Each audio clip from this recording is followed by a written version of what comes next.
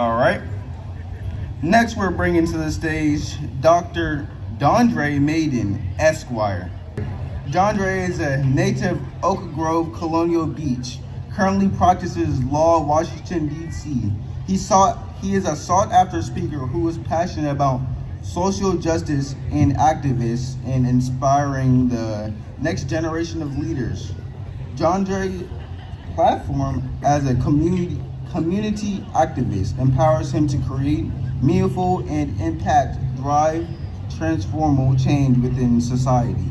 Ladies and gentlemen, give a warm welcome to Dondrae Maiden.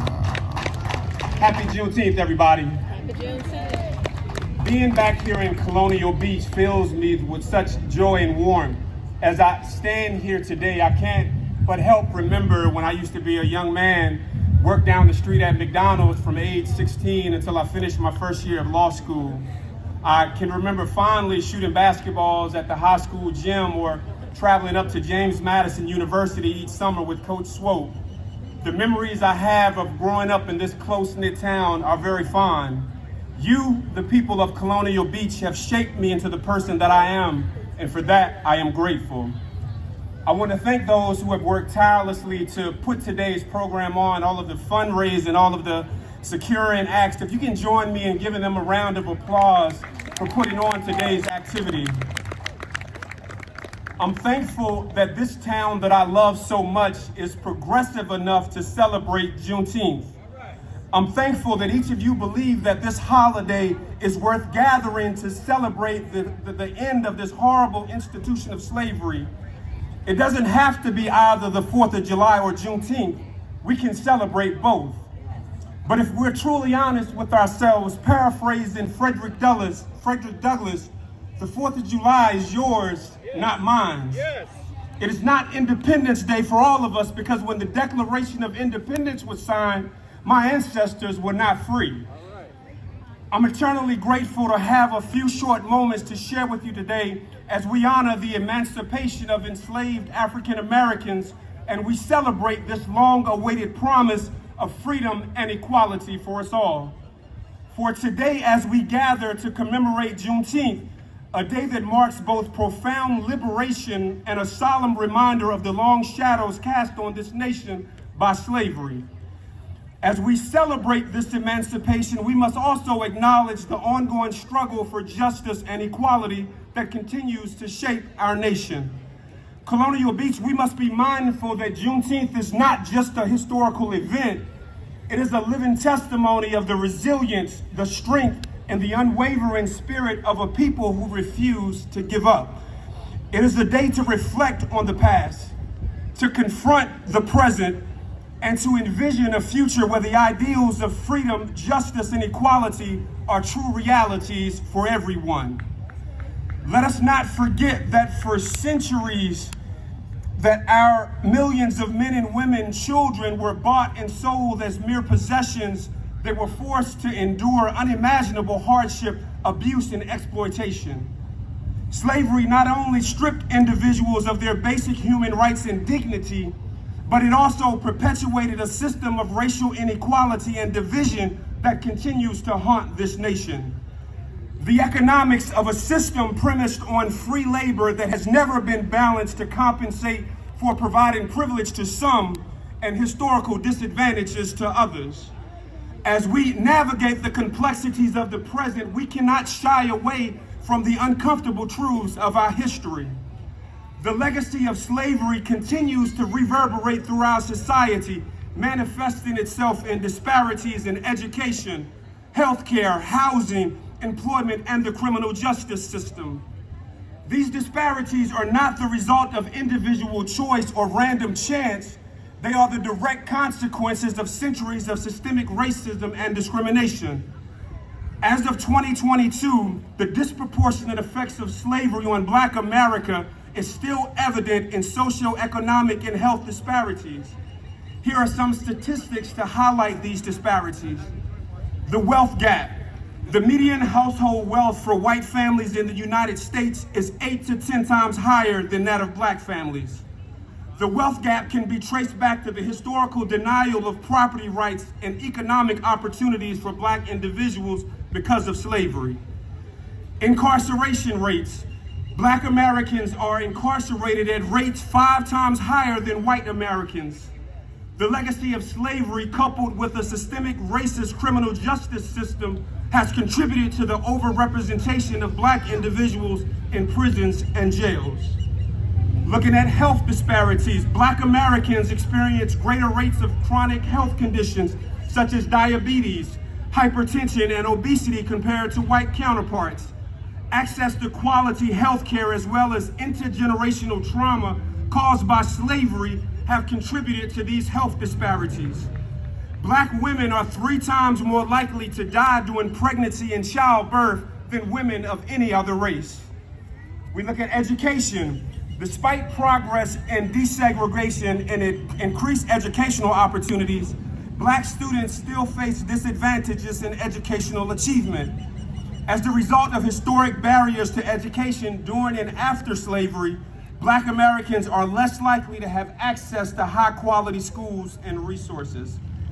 Looking at housing discrimination, redlining and discriminatory housing policies have perpetuated residential segregation and limited access to affordable housing for Black America. The legacy of housing discrimination continues to increase the wealth gap between Black and white families. And finally, looking at environmental justice. Black communities are much more likely to be exposed to environmental hazards and pollution compared to white communities. The sitting of toxic waste sites and industrial facilities in Black neighborhoods perpetuates environmental racism and causes health disparities. These statistics underscore the enduring effects of slavery on Black America and the urgent need for systemic change to address these disparities. While it is true that none of us were alive during slavery, we have inherited a collective responsibility to address its lingering effects. We must acknowledge in the ways that our institutions and systems perpetuate inequality and actively work to dismantle the barriers that prevent marginalized communities from achieving their full potential. This is not a matter of charity or guilt. It's a matter of justice. It's about recognizing that our nation's past has created deep wounds that continue to fester and that we have a moral obligation to heal these wounds. It is about understanding that our collective well-being depends on the well-being of all of our citizens, regardless of race, gender, ethnicity, or background. Juneteenth provides us with a powerful opportunity to reaffirm our commitment to this collective responsibility. It calls for us to move beyond symbolic gestures and to take concrete actions to create a more just and equitable society. We can do this by supporting policies and promoting racial equality. We can do this by investing in education and economic opportunities for marginalized communities and actively challenging the biases and the prejudice that perpetuate our society. Come on. These actions require courage, just as the courageous actions of those who came before us. We must have the courage to speak out against injustice, to challenge the status quo, and to demand a more equitable and inclusive society.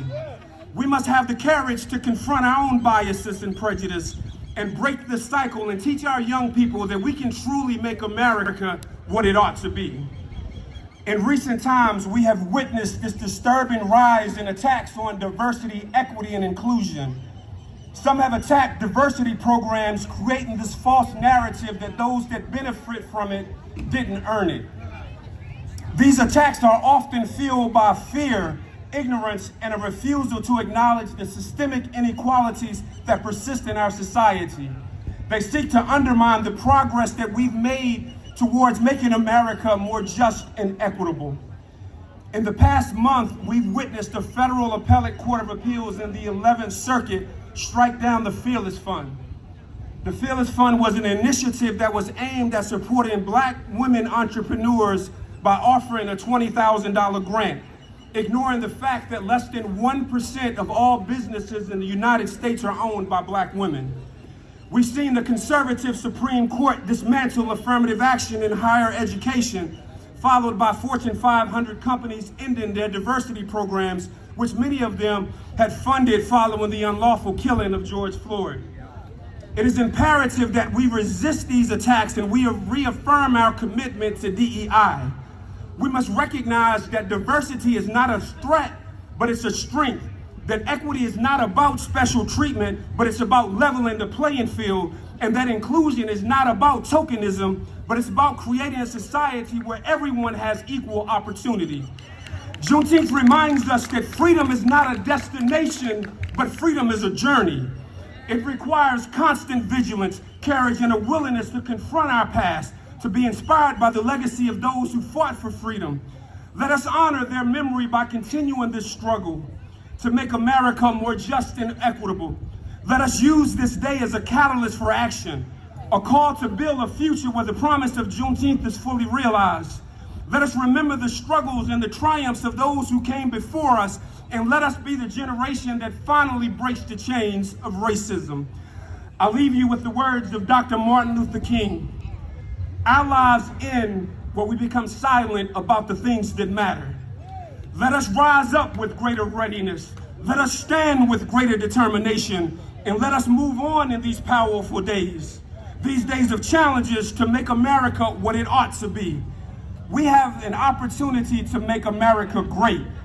Colonial Beach, may we be the light and the love that this world so desperately needs, and inspire a world where all people are created equal and treated as equal. Happy Juneteenth.